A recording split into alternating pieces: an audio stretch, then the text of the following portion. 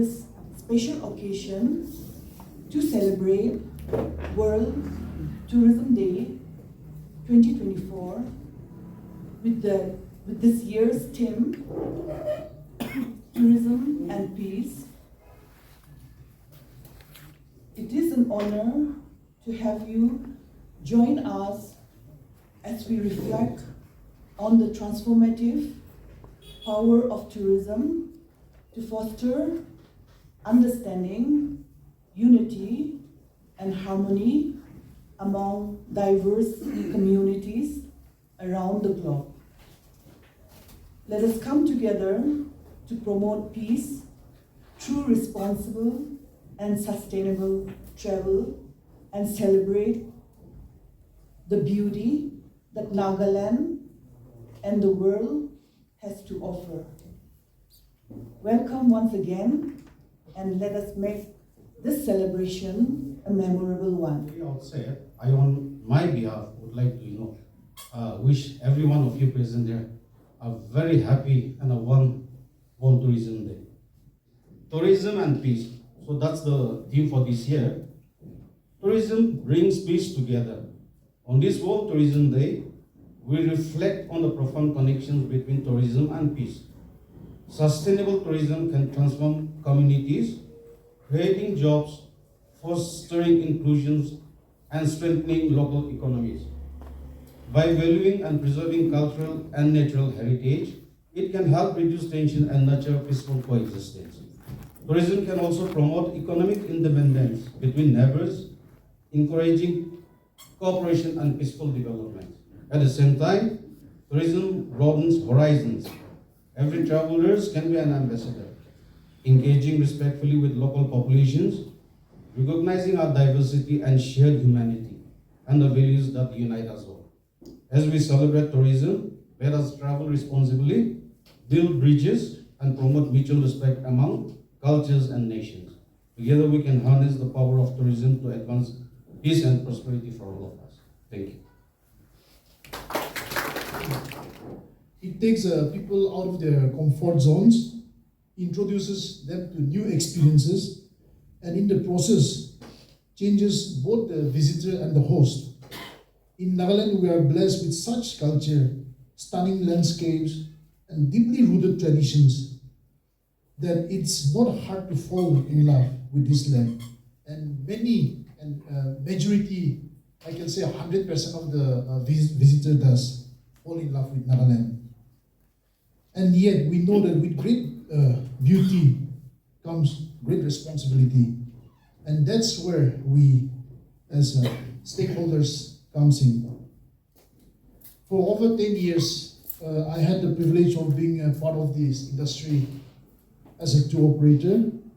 It has been a roller coaster ride, exciting, challenging, and even often unpredictable. But one thing I wouldn't trade for anything. Together we have seen tourism flourish, and together we also have faced the bumps along the way, particularly my tourism stakeholder friends. Now I would like to address something. I'm not trying to criticize the government, but I would like to point out a few things that we stakeholders really felt the need. In other words, let's address the elephants in the room.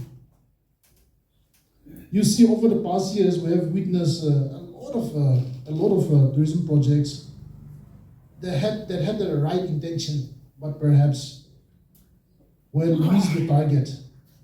And I'm not blaming our tourism department. It has happened, by not just a year or two, but several decades ago. And it has happened in the under the leadership of successive governments like that. So these are some areas that we feel really, really sad. So I would like to share with my tourism family today. And as we all know, even though we had built a lot of projects, we have built a lot of infrastructures, it did not attract the footfall that are meant to. Beautiful buildings, beautiful infrastructures, but ones that have become more like monuments to missed opportunities than hubs of activity. And we get the opportunity to travel to the far-flung areas, to the remote corners. And when we see a building and infrastructure built in the name of tourism department in such a bad shape, we really felt sad as a responsible stakeholder of the tourism industry. Some projects are even sitting like old Nagaburns, slowly getting dust instead of tourists. And this is no criticism, of course. And I'm sure, no problem, I'm a loudspeaker myself. So, I'm sure these past mistakes would not repeat again. But these past experiences will help us, the stakeholders, the government, to take better decisions in the future. But let's face it, we have seen a lack of proper maintenance, of these projects. A well-built guest house or an eco lodge is only good. It's only as good as its upkeep. Without proper maintenance of any destination, any properties, we are essentially wasting the investment. And that's something that none of us can afford to see. And now, speaking on behalf of the tourism stakeholders, I must humbly share our collective concerns. Many of us as tour operators, tour guides, homestay owners, hoteliers, campsite owners, and whatnot, The global community in celebrating World Tourism Day, today we come together to acknowledge the immense power of tourism, not just as an industry, but as a force for culture exchange, economic growth, and sustainable tourism. This year themes tourism and peace resonated deeply with us here in Nagaland. As we open our doors to the world, we are reminded that our beautiful landscape, rich culture heritage, and unique biodiversity are treasures that must be preserved for future generations. Tourism offers us incredible opportunity, but with it comes the responsibility to ensure that our growth is sustainable, eco-friendly, and community-driven. On behalf of the Nagaland Tourism Association, I'm proud of the strides we have made, but I also know there is much work ahead. Let's today serve as a reminder of the potential we have and the collective effort required to realize it. Let us use this day not only to celebrate tourism, but to renew our commitment to responsible and inclusive tourism practice that benefits both our people and our community and environment as well. And also, I need to address a present issue that concerns us all. The negligence and its important for the growth of Nagaland tourism potential. Our Hornbill Festival draws international attention, and yet, despite all this potential, we are fallen behind. The reason for this is something we cannot afford, ignore any longer. One of the most glaring issues we face is the lack of proper infrastructure. Many of our beautiful destinations remain inaccessible due to poor road condition and the absence of basic amenities like accommodation facilities. Many villages in Nagaland, which could thrive as eco-tourism hub, struggle to attract tourists because of these deficiencies. It's not just about building roads, it's about building a comprehensive tourism infrastructure and invite, welcome, and retain visitors. Another area of concern is the ineffective promotion of Nagaland as a tourist destination. While we see effort around the Hornbill Festival, there seems to be a lack of year-round strategy. Other states in India, which might not have our natural beauty or cultural depth, are striving simply because they have invested in marketing and positioning themselves strategically. What stops us from doing the same? What prevents us from leveraging social media, tourism expo, and international partnership that boost our visibilities. Nagaland's true strength lies in its people. Our community holds the key to sustainable tourism through homestay, cultural tour, and eco-friendly practices. However, there is little support in fostering this grassroots initiative. Instead of empowering local entrepreneurs to enhance their skill of our people, there seems to be disconnection between policies and ground realities. Also, there is a profound lack of collaboration between the government and key stakeholders, including us, the Nagaland Tourism Association. We who are on the ground working to bring tourists, provide service, and create experience, often find ourselves sidelined from critical conversation. There must be greater dialogue between the department and local tour operators, hoteliers, community leaders, and guide as well. After all, we all share the same goal to make Nagaland a premier tourist destination while preserving our heritage. So, the department is responsible for creating an environment where tourism can thrive, coming up with some scheme where stakeholders can be benefited. However, we must also recognize that we are not here just to point finger, but to offer solutions. Let us work together, engage in constructive dialogue, and propose concrete steps to the government, whether it's through joint initiative, public-private partnership, or policy recommendation. We must be part of the solution. In conclusion, we are at a crucial juncture. Nagaland has all the potential to be a leading tourist destination, but we need commitment, dedication, and vision from our government. With better governance, proper infrastructure, and collaborative approach, we can showcase the true beauty of Nagaland to the world. Thank you, and I look forward to the productive and inspirational day ahead. Thank you all. Thank you very much, Mr. Zinatovaka, President NDA, for sharing your thoughts and views. Thank you to both of you for joining us today. As we move on, I shall now call upon Srimati Vete Kosa, Assistant Director, Department of Tourism, to come forward for the acknowledgement. Today we have 3 categories of award. That is the best tour operator, best tour guide, and also for the best campsite. But before giving away the awards, I would like to give a little clarification. The department has reviewed all of your activities based on the number of tours conducted and your presence in social media. And accordingly, we have shortlisted your candidature for the polls. So I hope it's a clear-cut win, like it's just a favor, right? So after the poll that was conducted yesterday and till this morning, we have the results.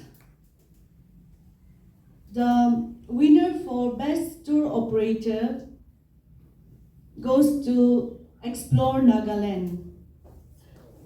May I request our Joint Director to please give away the awards. Any representative from Explore Nagaland? Maybe MT members can. Yeah. It was a landslide win, okay, for this tour operator poll. Okay, thank you. The winner for best tour guide is Pete Japu Miyase. Is he here today?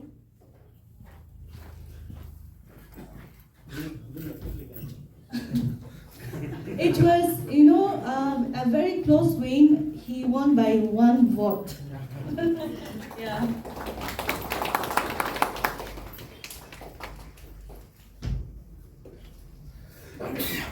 And the third prize, the winner for best campsite, I think Even he's not here today. Campsite Yadika. No, maybe somebody from southern area. Or else anyone from NDA can come. Yeah.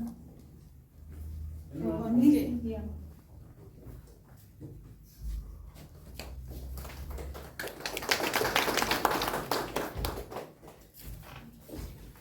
This time we couldn't add the homestays in our award list, but after the categorization, which is in the process, we will definitely add it in our next tourism celebration. So, and we hope that those who couldn't get a spot this time, I hope you will all work much harder and do better in the coming days. Congratulations to all the winners once again. Thank you.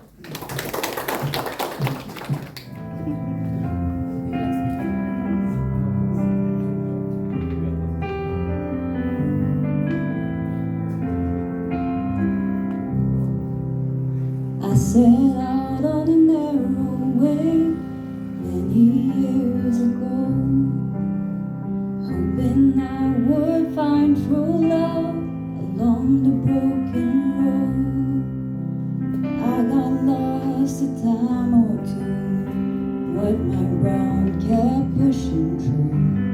I couldn't see how every sign pointed straight to you.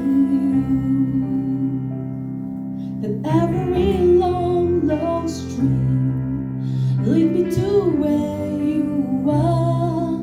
Others who broke my heart, they were like northern stars, pointing me on my ways into your loving arms. This much I know is true, that God bless the broken road that lead me straight to you.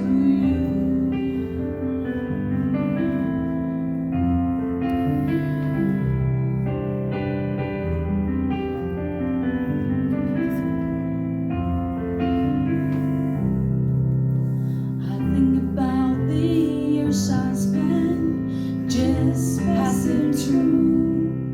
I'd like to have the time I lose and give it back to you. But you just smile and take my hand. You've been there, you understand. It's all a part of a grander plan that is coming true.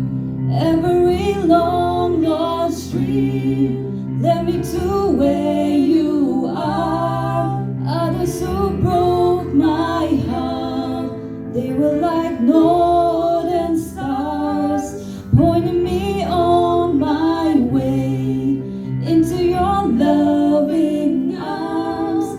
This much I know is true, that God bless the broken road and lead me straight to you.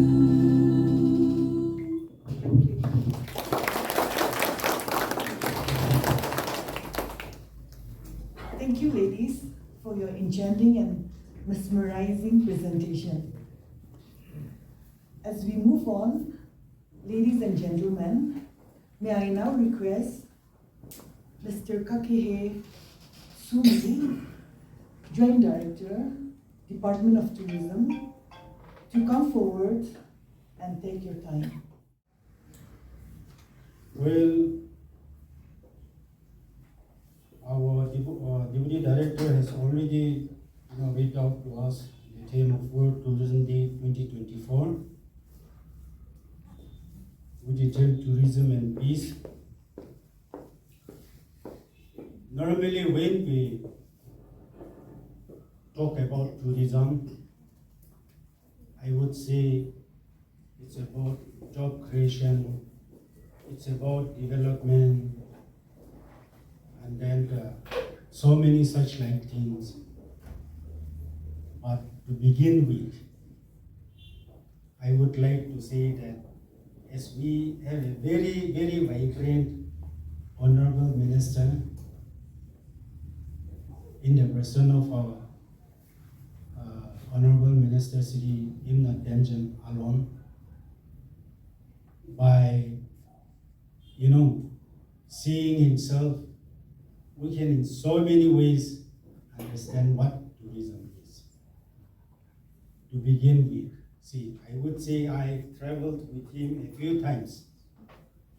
And then, whenever we travel to any location with a crowded people around, the kind of attention he gets.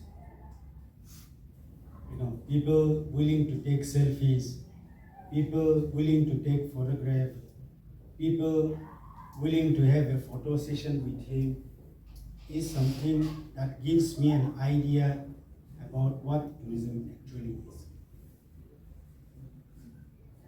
Those people, without cameras, without mobiles, without internet, nothing as such as safe would happen. But then if we give a little thought, all those are economic generation, I would say. Himself has become a product. So to begin with, tourism is such that if at all we give our thought, we work on it, it really happens. In the context of the state, I just would like to share a few thoughts. Moving back to the past years, say 80s, when the Department of Tourism was established, I think there was no sense of tourism at all. It just started from scratch. Today, as we see what is happening and as we see with what we are today, we cannot say that tourism is not progressing in our state. We cannot say that tourism is not helping our state. No doubt, there's always meetings. No doubt, there is always shortfalls. But I believe our state is doing a lot in the promotion of the state, tourism in the state. And I'm sure that, with these continuous policies, plannings, and assistings in the form of, asset creation, in the form of awareness creation, awareness campaign, all around the state, I think tourism in many cities is assisting in our state and also generating a lot of job opportunities to our state. As far as the natural resources, the ecotourism, or the resources of tourism is concerned in the state, we also have our own uniqueness. We also have our own share of resources in the field of tourism. I just want to cite some few examples. Suppose like when we go to visit either Kashmir or say like Sikkim, we don't have snow-covered mountains here. We don't have those barren kind of mountains in this. For sharing your valuable views, ideas, opinions, data. Moving on, I shall now give the time to our young and vibrant officers, Mr. Keto and Mr. Akumbe, both tourist officers, to come forward and engage us in some tourism fun, facts, and activities. Please come forward. When I ask you questions, please be true to yourself and honest. Everyone can participate. So the ones who get the most answer will be awarded with a special gift.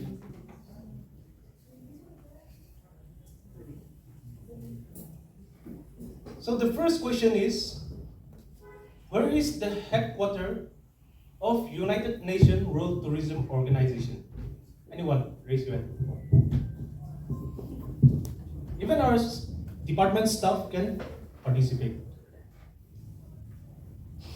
Guessing is also allowed, right? Yes. Switzerland. I won't say the answer now. I'll give some time more. Geneva. Geneva. All right. For this rules, I'll tell you the answer. It's in Madrid, Spain. So no one got it. So it's a nil point for everyone. The next question is, what is the official currency of Turkey? Lira.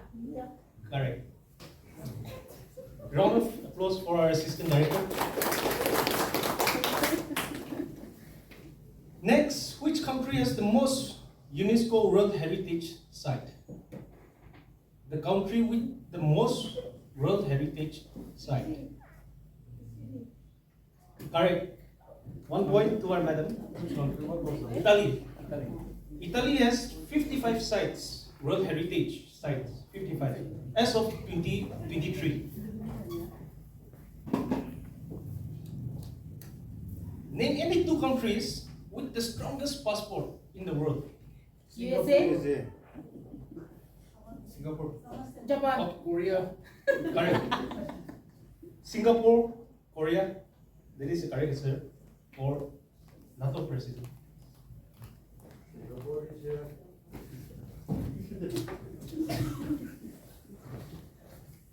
Okay, the next question is the world's largest city in terms of geographical area. Largest city in terms of geographical area. Japan, Tokyo. Any more? In terms of geographical area, not by population. Is it Moscow? Okay, Tokyo was largest, is the largest in terms of population, but in terms of geographical area, it's New York City.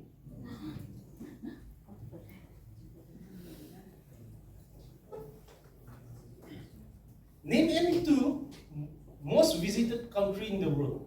Two most visited country. Can anyone? Okay, two. US. Correct. But Spain is number 2 and US is number 3. The number 1 is France. Half star. Yeah. Still that was a valid answer.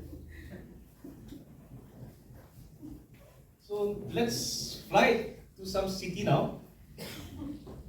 Can anyone name the airline code of Mumbai? Airline code. Because airline gives their own code. You mean alphabet? Yeah. MUM. MUN? MUM. What's that? Yes. You're saying something. UN. Correct, BON.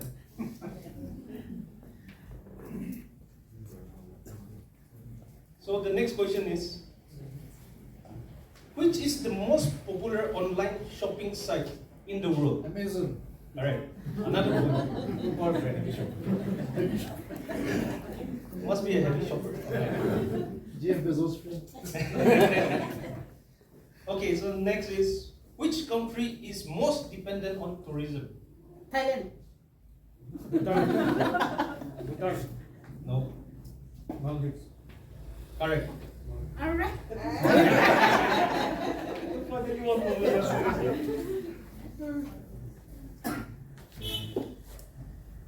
Okay, so the next question is, which is the least visited country in the world?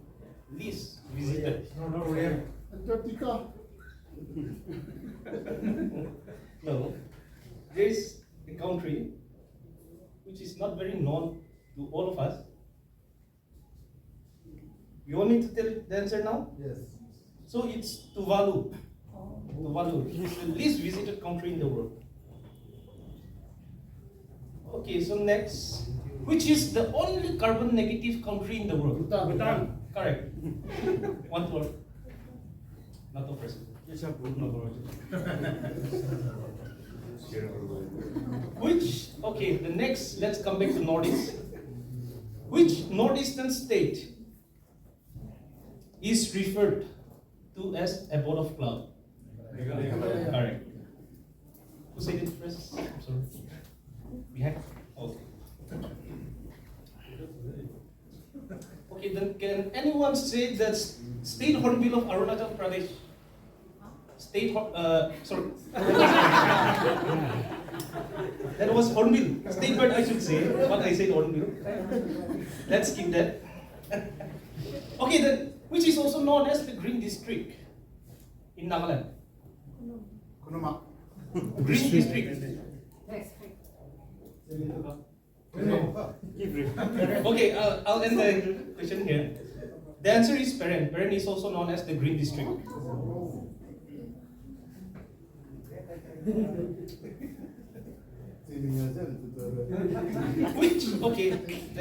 Which is the tallest waterfall in India?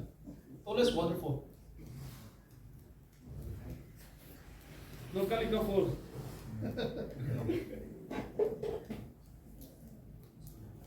Okay, so the answer is Kunchikal Falls in Karnataka. It is the highest waterfall.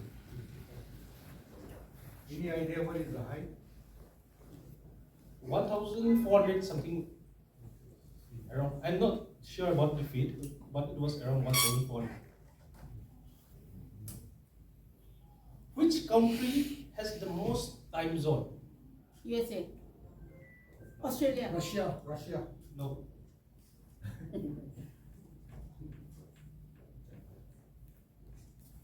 Canada. Who said France? Yes, France has the most time zone because they have small island. Not because of the size, but they have small island here and there, so they have the most time zone.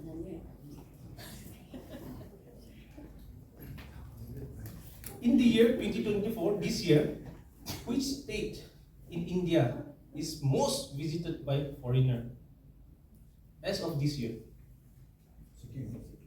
UP. State, no? Kerala. Delhi. Tamil It's Nadu. South India. Bangalore. So the state is Tamil Nadu. I said Tamil Nadu. Oh, you said? My Alright, star. yeah. Keshav, I'm coming for you. Okay, so which is the tourism tagline of India? Tourism tagline. Incredible India. Correct. Okay, so what is the tourism tagline of Japan then? Anyone? Tourism tagline of Japan?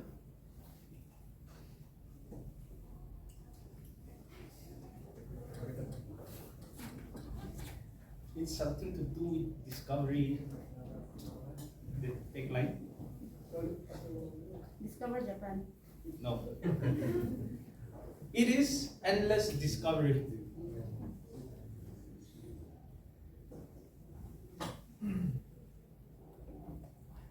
So the next question, where is the world's largest hotel in terms of room located? World largest hotel in terms of numbers of room. You can just guess the country. UAE. No. Vietnam. No. So it's Puhang Hotel in Malaysia. It is the world largest in terms of the number of rooms. How many rooms? That hotel? I'm not sure.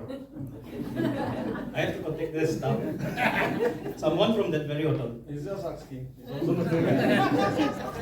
So now, okay, there is just last 3 questions. So the winner will be decided from that. So which is the most expensive adventure sport in the world?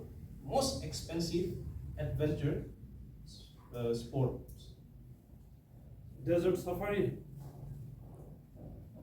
No, Skydiving. no. Paragliding. Space. Formula One Grand Prix. Do you want me to give the answer? It is mountaineering expedition. It is the most expensive adventure sports. But I think space tourism is also up and up. So, that's very expensive. It's more expensive than anything else. Okay, then a very simple question.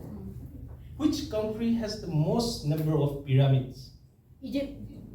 Mexico. No. What's near Egypt? It's not good.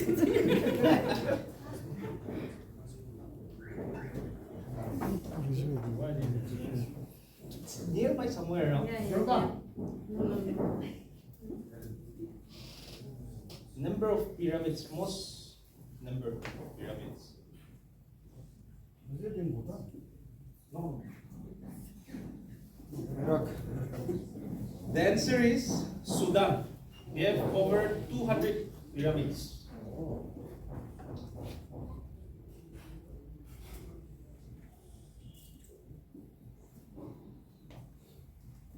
The last question.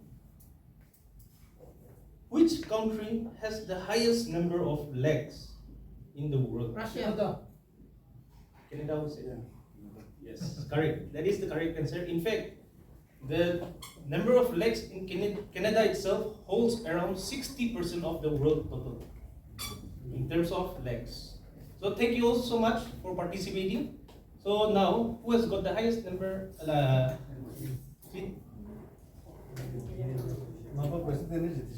Five president there. Five. Five and four. So we have two very exciting games. Very lucky. I request our Deputy Director Sir Toka to kindly come and hand over this game.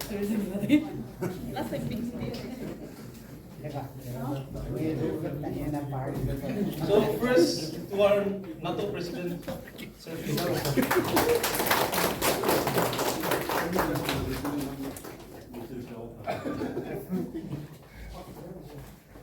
Now I call upon Ma'am Julika to receive the game. So thank you all so much for participating and have a good day. Time to pronounce the benediction, I would like to request each one of you present here that the Department of Tourism has prepared a sumptuous meal for all of us. I therefore, on behalf of Director of Tourism, officers and staff, request all of you to join us for the feast.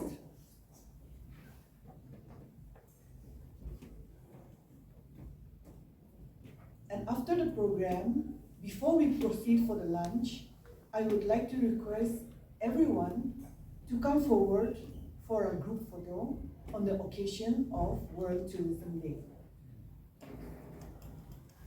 I will now give the time to Srimati Azano Yudie to pronounce the benediction and bestow God's grace and blessing.